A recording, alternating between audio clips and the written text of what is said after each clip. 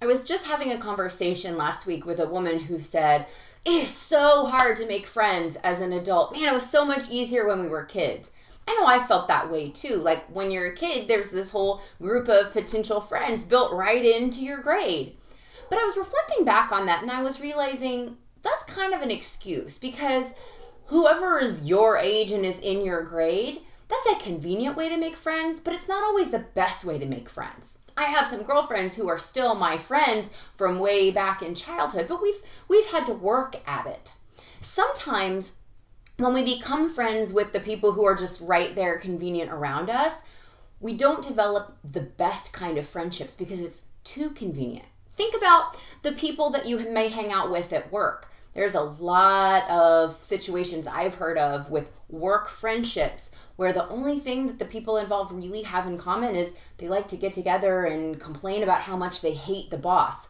That's a really negative friendship that doesn't serve you very well in your life and probably keeps you in a pretty bad mood a lot of the time because all you're doing is harping on the boss.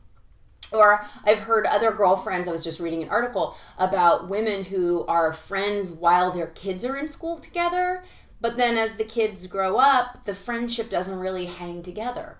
So if you want to develop really meaningful, lasting friendships, the first thing that you want to do is get creative. Look outside the boundaries of just who's in lockstep with you, who's experiencing the exact same things that you're experiencing, because that's only temporary, and the friendship may then only be temporary. Instead, look at people who experience life the way you do. They may not be having the same life experiences, but they experience life the same way that you do. They don't have to share every one of your values, but when it comes to the big moments in life, they react, they feel the same way that you do. Those people could be some of your great friends.